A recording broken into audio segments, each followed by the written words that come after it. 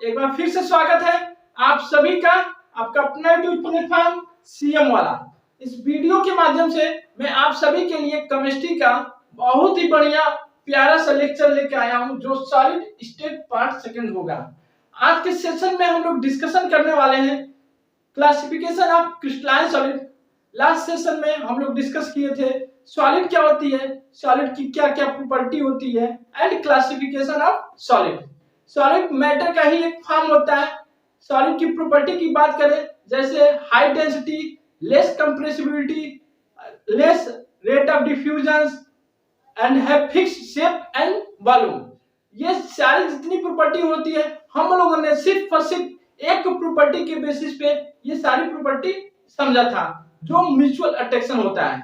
Solid की classification की बात करें, सॉलिड के पार्टिकल के अरेंजमेंट के बेसिस पे हम लोगों ने सॉलिड को टू पार्ट में क्लासिफाई किया था, amorphous solid and crystalline solid. Amorphous solid जो होते हैं इरेगुलर अरेंजमेंट पार्टिकल्स होते हैं एंड क्रिस्टलाइन सॉलिड की बात करें रेगुलर पैटर्न में उसके पार्टिकल्स अरेंज हुए रहते हैं। सो आज हम लोग टाइम वेस्ट ना करते हुए टॉपिक को हम आगे मूव करते हैं क्रिस्टलाइन सॉलिड की क्लासिफिकेशन पे। Classification of crystalline solid on the basis of nature of particles and force of attraction between particles. Suppose हमने कोई भी सॉलिड लिया, सॉलिड में ये जो बना होगा पार्टिकल से बना होगा, या हमने सपोज किया Na का हमने कोई सॉलिड लिया, ठीक ऐसे ही हमने क्लोरीन का हमने कोई सॉलिड लिया, तो क्लोरीन का हमने कोई सॉलिड लिया तो ये क्लोरीन के एटम से बने होंगे, क्लोरीन के पार्टिकल से बने होंगे, ये आपका क्या सोडियम के पार्टिकल से बने होंगे। तो यानी कि इस वाले पार्टिकल और क्लोरीन के पार्टिकल दोनों अलग अलग नेचर के हैं। ये पहली प्रॉपर्टी को हमने सेटिस्फाई किया and force of attraction between them, यानी कि जब आपका पार्टिकल्स चेंज हो गए तो उनके बीच में जो लगने वाला जो फोर्स है, जो म्यूचुअल अट्रैक्शन की जो फोर्सेस होंगी वो अलग अलग होंगी। इसके बेसिस पे हमने क्रिस्टलाइन सॉलिड को 4 कैटेगरी में डिवाइड किया है। फर्स्ट जो है हमारा आयनिक solid, ionic crystalline solid. Second one is covalent crystalline solid. Third आपका है molecular crystalline solid and fourth आपका मेटालिक क्रिस्टलाइन सॉलिड। हमने सबसे पहले देखा कि सॉलिड को 2 कैटेगरी में क्लासिफाई किया, एमॉर्फस एंड क्रिस्टलाइन। क्रिस्टलाइन के ही बारे में हम स्टडी क्यों करते हैं? हम लोग देखते हैं जितने भी सॉलिड होते हैं ज्यादातर क्या रेगुलर पैटर्न पे अरेंज होते हैं, इस वजह से रेगुलर पैटर्न पे अरेंज होते हैं तो यानी क्रिस्टलाइन सॉलिड के कैटेगरी में आते हैं, इसीलिए हम क्रिस्टलाइन सॉलिड के बारे में हम स्टडी करते हैं। सो हमने फर्दर क्लासिफाई किया nature of particle and force of attraction of particles के बेसिस पे आपके जो क्रिस्टलाइन सॉलिड होते हैं 4 कैटेगरी में हमने डिवाइड किया।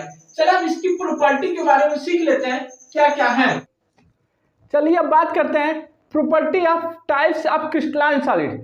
फर्स्ट कॉलम में हमने लिखा टाइप ऑफ सॉलिड, यानी कि हमने कोई सॉलिड लिया, ये सॉलिड कैसा होगा? Crystalline solid. क्रिस्टलाइन सॉलिड होने का मतलब ये रेगुलर पैटर्न में पार्टिकल्स का अरेंजमेंट हुआ होगा।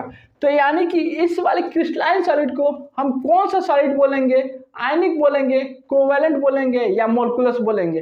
अब सेकेंड कॉलम में हमने लिखा है कॉन्स्टिट्यूएंट पार्टिकल, यानी कि जो ये सॉलिड है ये कौन से पार्टिकल्स यानी कि कौन से टाइप के पार्टिकल से मिल करके ये पूरा होल सॉलिड तैयार हुआ है, ये सेकेंड कॉलम में हमने लिखा है। थर्ड कॉलम हमने लिखा है बॉन्डिंग और फोर्स ऑफ अट्रैक्शन, यानी कि पार्टिकल्स के बीच में जो फोर्स लग रहे हैं उसके बेसिस पे आपका क्या डिसाइड होता है कि आपका कौन सा सॉलिड होगा। थर्ड कॉलम में हमने लिखा जब हमने अलग अलग पार्टिकल्स की नेचर की बातें करते हैं, यानी कि अलग अलग आपके कंपाउंड का फॉर्मेशन होगा। फिजिकल प्रॉपर्टी की बात करें जब पार्टिकल्स की फोर्स अलग हो जाएंगे या पार्टिकल्स बदल जाएंगे तो उसमें लगने वाला फोर्स अलग अलग हो जाएंगे, तो उसकी फिजिकल नेचर भी हम अलग होगी। इलेक्ट्रिकल कंडक्टिविटी की बातें करें, इलेक्ट्रिकल कंडक्टिविटी डिपेंड करती है स्टेबिलिटी की, पार्टिकल्स में लगने वाला फोर्स अगर स्ट्रांग है तो हम आयंस मूव के फॉर्म में नहीं हो पाते हैं, इस वजह से इजिली इलेक्ट्रिसिटी कंडक्ट नहीं कर पाते हैं। रही बात मेल्टिंग पॉइंट, बॉइलिंग पॉइंट, ये डिपेंड करता है nature of the particles. First हम लोग यहाँ से देखते हैं आयनिक सॉलिड। अगर सपोज करते हैं ये जो हमने सॉलिड लिया है ये क्रिस्टलाइन सॉलिड, अगर ये आयनिक सॉलिड हम लेते हैं तो इसके पार्टिकल्स की बातें करेंगे, इसमें फोर्स ऑफ अट्रैक्शन यानी कि पार्टिकल के बीच में जो लगने वाला फोर्स है इसकी बातें करेंगे। तो यानी कि अगर आयनिक सॉलिड हमने इसको लिया तो इसमें जो आयंस ऑफ डिफरेंट नेचर यानी कि इसमें जो आयंस प्रेजेंट होंगे यानी कि जो भी पार्टिकल्स प्रेजेंट होंगे आयंस के फॉर्म में प्रेजेंट होंगे। अब बातें करें बॉन्डिंग और फोर्स ऑफ अट्रैक्शन, जब आपके क्या आयंस प्रेजेंट हैं तो आयनिक बॉन्ड का फॉर्मेशन होता है यानी कि इलेक्ट्रोस्टैटिक फोर्स ऑफ अट्रैक्शन की लगेंगी, इसको हम कोलम्बिक फोर्स भी बोल देते हैं। एग्जाम्पल की बात करें Na+Cl- यानी कि एक एक पार्टिकल क्या होना चाहिए, डिफरेंट नेचर का होना चाहिए, एक Na+ का होगा, एक Cl- का होगा, यानी एक कैटायन होगा, एक एनायन होगा। फिजिकल प्रॉपर्टी की बात करें, जब इलेक्ट्रोस्टैटिक फोर्स ऑफ अट्रैक्शन लगेंगे यानी कि अपोजिट चार्जेस लगेंगे, इसमें आपका क्या होगा, मैक्सिमम फोर्स ऑफ अट्रैक्शन होगी, जिसके वजह से ये आपका क्रिस्टल जो होगा या सॉलिड जो होगा बहुत ही हार्ड होगा। कंडक्टिविटी की बात करते हैं, ये इंसुलेटर की तरह काम करते हैं क्योंकि फोर्स ऑफ अट्रैक्शन ज़्यादा होने की वजह से ये आयंस क्या करते हैं, मूव नहीं कर पाते हैं, इसके वजह से क्या होती है, इंसुलेटर की तरह काम करती है। लेकिन मोल्टन स्टेट में यानी कि जब मोल्टन का मतलब क्या, लिक्विड में थोड़ा कन्वर्ट हो जाए तो आयंस फ्री हो जाते हैं मूव करने के लिए, यानी कि Na+ और Cl- मूव करने लगेंगे तो आपका क्या हो जाएगा, कंडक्टिविटी कंडक्ट करना शुरू हो जाएगी। मेल्टिंग पॉइंट, बॉइलिंग पॉइंट बातें करें, melting point, boiling point lattice energy के बेसिस पर हम लोग डिसाइड करते हैं कि इस आयनिक कंपाउंड की, आयनिक सॉलिड की स्टेबिलिटी या मेल्टिंग पॉइंट कितनी होगी। अगर जितना ज़्यादा फोर्स ऑफ अट्रैक्शन इस पार्टिकल्स के बीच में, उतनी ज़्यादा कंपाउंड की स्टेबिलिटी, उतनी ज़्यादा मेल्टिंग पॉइंट। बातें क्लियर हो गई तो मैं आगे मूव करता हूँ। कोवैलेंट सॉलिड, इसको हम नेटवर्क सॉलिड भी बोलते हैं। इसमें क्या होगा, जो इस सॉलिड को अगर हम, इस क्रिस्टलाइन सॉलिड को अगर हम कोवैलेंट सॉलिड सपोज करते हैं तो इसमें जो एटम्स होंगे यानी पार्टिकल्स जो होंगे तो एटम्स के बने होंगे, ये सेम नेचर के हो सकते हैं या डिफरेंट नेचर के हो सकते हैं। ये जो इन दोनों के बीच में जो एटम्स या पार्टिकल्स के बीच में जो फोर्स लग रहा है इस कोवैलेंट क्रिस्टल सॉलिड में, वो क्या कैसा होना चाहिए, कोवैलेंट बॉन्ड का होना चाहिए, यानी कि इसका 40 किलो जूल से लेकर के आपका 200 किलो जूल के मतलब फोर्स उतना लगता है। इसकी एग्जांपल की बातें करें, diamond, graphite, silica. Physical state की बात करें, ये भी हार्ड होगी, क्यों, क्योंकि force of attraction 40 kilo calorie पर मोल से लेकर के आपके 200 किलो यानी कि प्राइमरी बॉन्ड में आते हैं। ये आयनिक बॉन्ड, कोवैलेंट बॉन्ड, ये प्राइमरी बॉन्ड्स में आते हैं, ये हार्ड होते हैं। ये इसकी कंडक्टिविटी क्या होगी, इंसुलेटर की तरह काम करेगी। लेकिन कार्बन जो होती है, ग्रेफाइट जो होती है, इसके स्ट्रक्चर्स की वजह से इलेक्ट्रिसिटी कंडक्ट करती है और इसकी मेल्टिंग पॉइंट हाई होगी क्योंकि फोर्स ऑफ अट्रैक्शन पार्टिकल्स के बीच में ज़्यादा होती है। सो अब हम लोग थर्ड पॉइंट पे आते हैं, metallic solid.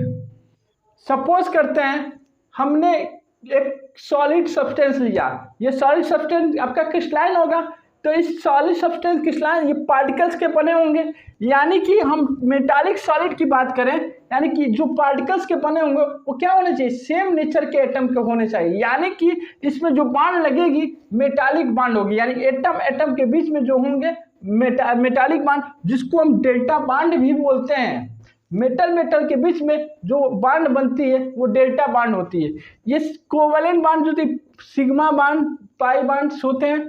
Electrostatic force of attraction, ये जस्ट क्या है, फोर्स ऑफ अट्रैक्शन है, यानी कि चार्जेस के बीच में अट्रैक्शन होती है। तो इसकी बातें करें तो कौन से एटम्स हो सकते हैं, आयरन, कॉपर, सिल्वर, मैग्नीज, ये सारे क्या हो सकते हैं, एटम्स हो सकते हैं। अगर ऐसे पार्टिकल से बना कोई सॉलिड हो तो उसको हम मेटालिक सॉलिड बोल देते हैं। ये जनरली क्या होते हैं, हार्ड होते हैं, क्योंकि डेल्टा बॉन्ड भी स्ट्रॉन्गर बॉन्ड्स होते हैं। बात करें कंडक्टिविटी की, ये इलेक्ट्रिसिटी कंडक्ट करती है। अब मेल्टिंग पॉइंट की बातें करें, ये जब आपकी हार्ड होगी तो यानी कि मेल्टिंग पॉइंट इसकी हाई होगी। फोर्थ बॉन्ड क्रिस्टलाइन सॉलिड की बात करें, मोलिकुलर सॉलिड, इसको हम फर्दर 3 टाइप्स में कैटेगराइज किए हैं। First one is polar, second one is non polar, third हमारा हाइड्रोजन बॉन्डिंग। सपोज करते हैं इसको हमने क्या बोला, मोलिकुलर क्रिस्टलाइन सॉलिड बोला, यानी कि इसके पार्टिकल्स की हम बात करें, एक पार्टिकल्स कैसे होंगे, एटम के बने होंगे पार्टिकल्स, यानी कि atom of the same element या डिफरेंट एलिमेंट्स। अब बात करें पोलर किसको बोलेंगे, अगर आपका ये क्या है, एटम एटम्स के बीच में अगर फोर्स ऑफ अट्रैक्शन लग रहा है, यानी कि देखिए HCl क्लोरीन हाइड्रोजन इलेक्ट्रोनेगेटिव का डिफरेंस है, यानी कि इसमें क्या होगी, पोलैरिटी होगी, यानी पोलैरिटी होगी किधर, क्लोरीन की तरफ पोलैरिटी होगी, यानी कि इस पे क्या आएगा, निगेटिव चार्ज आएगा, इस पे पॉजिटिव चार्ज आएगा। तो इस सॉलिड में बहुत सारे पार्टिकल्स होंगे, तो पार्टिकल्स जो होंगे हाइड्रोजन भी होगा, तो फिर से हाइड्रोजन के साथ क्या होगा, पार्शियल पॉजिटिव चार्ज होगा, फिर से इसमें अट्रैक्शन होगी, यानी कि पोलर में क्या होती है, डाइपोल डाइपोल इंट्रैक्शन होती है, यानी कि यहाँ पे क्या डेवलप हुआ है, क्लोरीन पे निगेटिव चार्ज और हाइड्रोजन पे पार्शियल पॉजिटिव चार्ज, यानी कि अट्रैक्शन होगी, यानी डाइपोल आपका फॉर्मेशन हुआ है, इसी के बीच का अट्रैक्शन को हम क्या बोल देते हैं, डाइपोल डाइपोल अट्रैक्शन बोल देते हैं। ये जनरली क्या होते हैं, सॉफ्ट होते हैं। क्यों सॉफ्ट होते हैं, ये आपका क्या होती है, सेकेंडरी मोलिकुलर सॉलिड के, यानी कि जितने भी होते हैं मोलिकुलर सॉलिड जो होते हैं, इसके बीच में पार्टिकल्स के बीच में सेकेंडरी टाइप की बॉन्ड होते हैं, यानी कि just force of intermolecular force of attraction होते हैं। इस वजह से फोर्स ऑफ अट्रैक्शन कम होता है, बहुत ही कम होता है, इस वजह से सॉफ्ट होता है। रही बात कंडक्टिविटी की, बात करते हैं पोलर कंडक्टिविटी की, ये क्या होगी, इंसुलेटर की तरह काम करेगा। अब बात करते हैं नॉन पोलर मोलिकुलर सॉलिड की बात करते हैं, इसमें जो लगने वाला फोर्स है डिस्पर्जन बोल देते हैं। डिस्पर्जन कैसे बोले, इसको हम डाइपोल इंड्यूस डाइपोल भी बोल देते हैं, इंड्यूस डाइपोल भी बोल देते हैं, या लंदन भी बोल देते हैं, लंदन फोर्सेस भी बोल देते हैं। यानी कि ये जनरली क्या होता है, H2 मोलिक्यूल्स के बीच में जो फोर्स लगता है, आप इसी को हम क्या बोलते हैं, लंदन डिस्पर्जन बोल देते हैं। सपोज करते हैं ये नैनो सेकेंड के लिए आपका क्या होता है, फोर्स ऑफ अट्रैक्शन लग रही है, ये जनरली क्या आयनिक की नेचर होती है, 2% अप्रोक्सीमेट 2% जो होती है आपका नैनो सेकेंड के लिए, यहाँ पे आयनिक बॉन्ड का नेचर शो करता है। इस टाइप के मोलिक्यूल्स के जो फॉर्मेशन होता है वही लंदन फोर्स बोलते हैं। ये क्या होते हैं, वीकर फोर्स होते हैं, 2% आयनिक कैरेक्टर्स को इसमें शो होता है, इस वजह से ये सेकेंडरी बॉन्ड में काउंट होता है, तो ये सॉफ्ट हो जाते हैं, इसको हम इंसुलेटर बोलते हैं। और इसकी टेम्परेचर क्या होगी, जब फोर्स ऑफ अट्रैक्शन कम होंगे, इसकी मेल्टिंग पॉइंट क्या होगी, बहुत ही कम होगी। अब बात करते हैं हाइड्रोजन बॉन्डिंग की। हाइड्रोजन बॉन्डिंग जो होती है, यानी कि एक एलिमेंट्स क्या होना चाहिए, oxygen, nitrogen and chlorine and fluorine. Chlorine जो होता है इसको हम ऑर्गेनिक में जनरली काउंट करते हैं, बाकी क्या फ्लोरीन, नाइट्रोजन, ऑक्सीजन, यानी कि मोस्ट इलेक्ट्रोनेगेटिविटी अगर हाइड्रोजन के साथ प्रेजेंट है तो क्या होता है, हाइड्रोजन पर पार्शियल पॉजिटिव चार्ज आ जाता है और निगेटिव वाले पे हम निगेटिव आ जाते हैं, जिसके वजह से डाइपोल जनरेट हो जाता है। अब हाइड्रोजन जो होता है किसी और इलेक्ट्रोनेगेटिविटी एटम के साथ क्या हो जाए, अट्रैक्ट हो जाती है, जैसे कि ये बहुत सारे पार्टिकल्स के बने होंगे, यानी कि बहुत सारे एटम्स के बने होंगे, अब बहुत सारे क्या होंगे, ऑक्सीजन या नाइट्रोजन के बने होंगे, तो क्या होता है, अट्रैक्शन होने लगती है, खुद से तो अटैक बॉन्ड बनाई है पार्टिकल के बीच में, ये पार्टिकल जो है दूसरे पार्टिकल के साथ भी अट्रैक्शन होने लगते हैं, उसी को हम हाइड्रोजन बॉन्डिंग बोल देते हैं। ये जनरली क्या होता है, हार्ड हो जाते हैं, यानी कि एक न्यू टाइप का आपका बॉन्ड का फॉर्मेशन हुआ है, जिसके वजह से क्या हमको बॉन्ड को ब्रेक करने के लिए ज़्यादा एनर्जी प्रोवाइड करना पड़ेगा, इस वजह से ये हार्ड होता है। अब इंसुलेटर की बात करें, ये इंसुलेटर कहते हैं, जब बॉन्डिंग आपकी बनेगी, एक नया टाइप का बॉन्ड बना, तो यानी कि उसमें क्या होगी, उसमें आयंस मूव नहीं होंगे, इस वजह से आपका इंसुलेटर की तरह काम करे। जनरली क्या होती है, लो मेल्टिंग पॉइंट होती है, इन दोनों के कंपैरिजन में इसकी मेल्टिंग पॉइंट हाई होती है, पोलर नॉन पोलर के कंपैरिजन में हाई होती है, लेकिन जनरली क्या होता है, ये लो मेल्टिंग पॉइंट इसकी होती है। अब हम बातें करते हैं आगे टॉपिक पे, some general terms related to crystals. Crystal से रिलेटेड हम लोग बातें करते हैं कि कौन से ऐसे टर्म्स है रिलेटेड टू सॉलिड।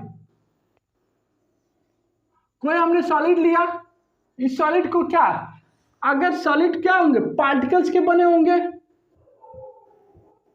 पार्टिकल्स को, तो यहाँ स्पेस लैटिस फर्स्ट टर्म्स है हमारा सॉलिड के बारे में सीखने के लिए। स्पेस लैटिस किसको बोलेंगे सॉलिड में, यानी कि regular 3D arrangement of point in the space, यानी कि ये जो भी पार्टिकल्स है उसको पॉइंट की तरह सॉलिड में अगर हम ट्रीट कर रहे हैं तो उसी को हम क्या बोलते हैं, स्पेस लैटिस बोल देते हैं। यानी कि हम ड्रा करते हैं, यहाँ पे पॉइंट हमने सपोज करते हैं,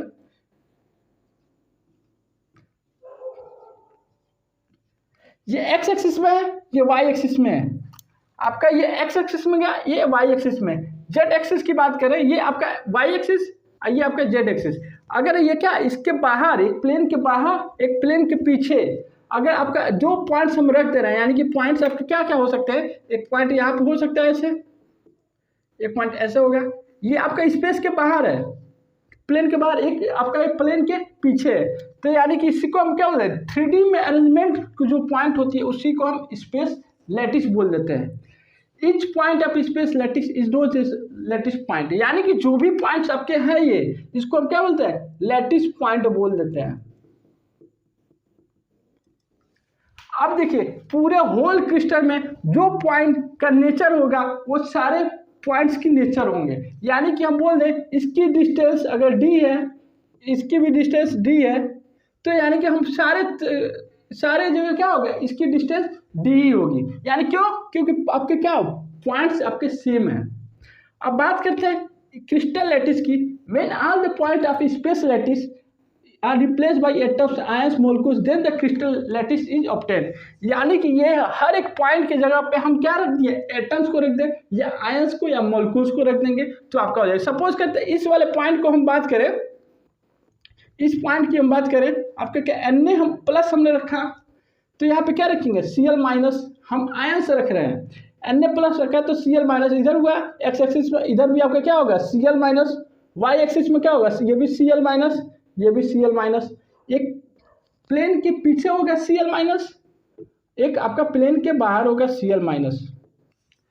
यानी कि हर एक पॉइंट पे एटम आयंस अगर रखते हैं तो उसी को हम क्या बोल देते हैं, क्रिस्टल लैटिस। सो आज का सेशन हम यहीं पे एंड करते हैं। अगर आपको वीडियोस पसंद आया लाइक करें, सब्सक्राइब करें, और किसी भी टाइप का अगर क्यूरी हो तो आप कमेंट सेक्शन में जरूर पूछ सकते हैं। Thank you.